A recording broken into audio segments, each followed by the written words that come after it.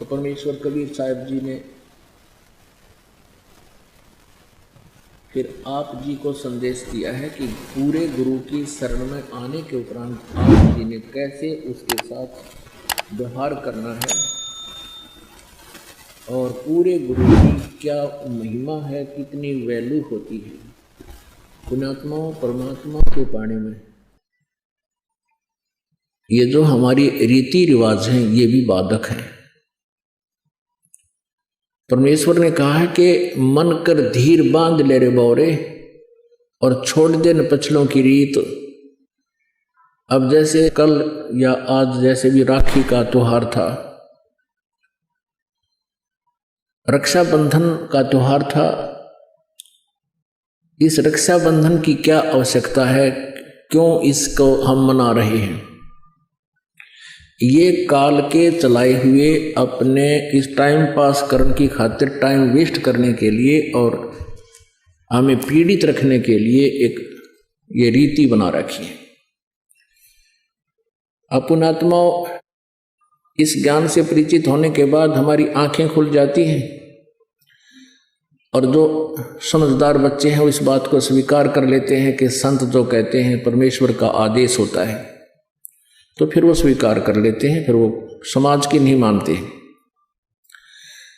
एक बहन ने बताया कि जी उपदेश लेने से पहले मैं राखी बांधने के लिए अपने भाई के वहां घर गई। वही रक्षाबंधन का दिन भाई की इंतजार कर रही थी।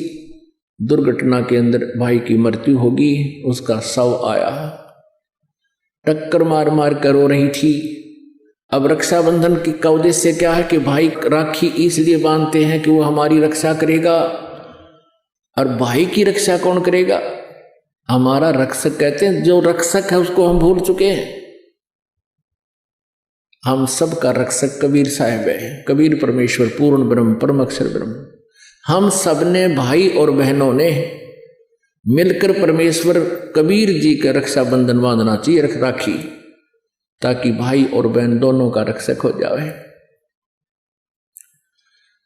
कबीर साहब को रक्षाबंधन कैसे बंधेगा? हम उसकी शरण में आ जाएंगे और जो जाकी शरणा बसे ताको ताकी लाज, जल सो ही मछली चढ़ जा बह जाते गजराज।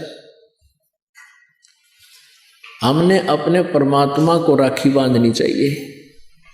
और दूसरा एक और दुख पैदा करती है ये रक्षाबंधन का दिन, जिन बहनों का भाई नहीं, अब वो रोती हैं पिछले कमरों में बैठ कर अकेली, आए हमारा भाई को नहीं, हम किसके राखी बांधेंगे? कोई चाचा के, कोई ताऊ के, कोई मामा के भाइयों की मुंह की तरफ ताकेंगे हैं। और फिर वो न सोचेंगे या पैसे लेने की मारी यहाँ आ जाती है, चाहे ना कहें पर अंदर में जरूर अवश्य होगा, ऐसा होगा।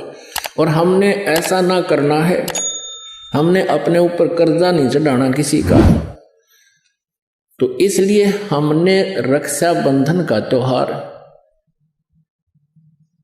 कैसे मनाना है? परमात्मा का नाम ले लेना है। और फिर ये 10वां दिन यहाँ त्योहार होता है, सत्संग होता है, इसमें आकर के हमने इस परमात्मा के ज्ञान को सुनना है।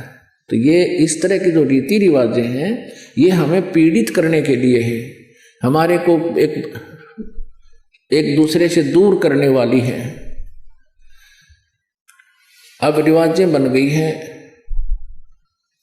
कि बहन राखी बांधना आवेगी, उसको कुछ देना पड़ेगा, एक मजबूरी सी बन गई।